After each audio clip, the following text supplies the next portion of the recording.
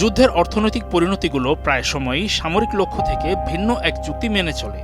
২৮ ফেব্রুয়ারি ইরানে যুক্তরাষ্ট্র ও ইসরায়েলের যে হামলা শুরু হয়েছে তা একটি উল্লেখযোগ্য কেস স্টাডি হিসেবে কাজ করতে পারে। হামলাবাজদের লক্ষ্যগুলো বারবার বদলে গেছে, তবে ইরানকে দুর্বল করার ইচ্ছাটি সবসময় সবার আগে ছিল। কিন্তু রমজান যুদ্ধের সবচেয়ে গুরুতর অর্থনৈতিক ধাক্কা লেগেছে মূলত মার্কিন যুক্তরাষ্ট্রের ইউরোপীয় এবং এশীয় মিত্রদের ওপর। হরমুজ প্রণালী অবরোধের ফলে বিশ্বব্যাপী জ্বালানি এবং পণ্য সরবরাহ ব্যাহত হওয়ায় একটি অসম ধাক্কা তৈরি হয়েছে। এশিয়া ও ইউরোপ এখন জ্বালানি সংকট, মুদ্রাস্ফীতি এবং বিপর্যস্ত বিশ্ব বাণিজ্যের ভার বইছে। যুদ্ধের আগে বিশ্বের এলএনজি রপ্তানির 5 ভাগের 1 ভাগ এবং অপরিশোধিত তেল ও সারের 3 ভাগের 1 ভাগ হরমুজ প্রণালী দিয়ে বাকি পৃথিবীতে যেত। সামরিক অভিযানের ফলে জলপথটি বন্ধ। ইরানের এমন পাল্টা জবাবে উপসাগরীয় দেশগুলোর তেল গ্যাস উৎপাদন কেন্দ্রগুলো ক্ষতিগ্রস্ত হওয়ায় বিমা খরচ আকাশচুম্বী হয়েছে, জাহাজ চলাচল স্থবির হয়ে পড়েছে। এর ফলে বিশ্ব এখন একই সঙ্গে জ্বালানি সংকট আর খাদ্য সংকটে ভুগছে। মাইক্রোচিপ উৎপাদনের প্রয়োজনীয় হিলিয়াম ও সালফারের অভাব দেখা দিয়েছে, তাই ডিজিটাল অর্থনীতিও হুমকিতে। এশিয়া সবচেয়ে তাৎক্ষণিক এবং গুরুতর সংকটের মধ্য দিয়ে যাচ্ছে।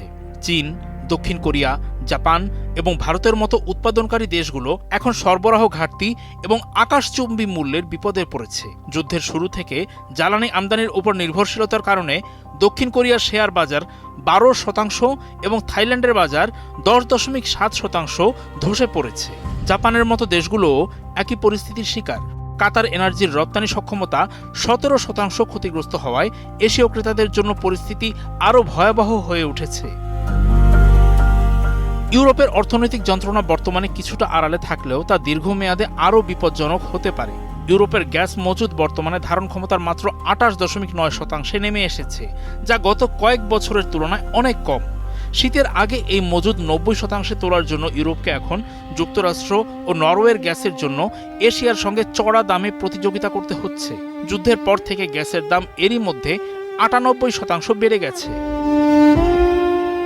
এই সংকটের সবচেয়ে রাজনৈতিক দিক হল যুক্তরাষ্ট্র নিজে অর্থনৈতিকভাবে কম ক্ষতিগ্রস্ত হলেও তার মিত্রদের ওপর ব্যয়ের বোঝা চাপিয়ে দিচ্ছে।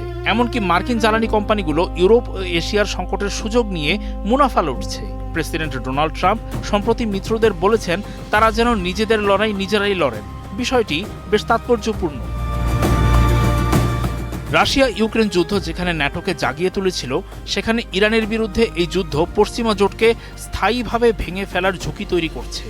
যুক্তরাষ্ট্র এই বিশৃঙ্খলা থেকে লাভবান হলেও তার মিত্ররা ধ্বংসের মুখে পড়েছে। এটি 20 শতকের সেই ভূরাজনৈতিক শিক্ষাটাই মনে করিয়ে দিচ্ছে মার্কিন যুক্তরাষ্ট্রের শত্রু হওয়া বিপজ্জনক হতে পারে, তবে তার বন্ধু হওয়ার পরিণতি হতে পারে আরও মারাত্মক।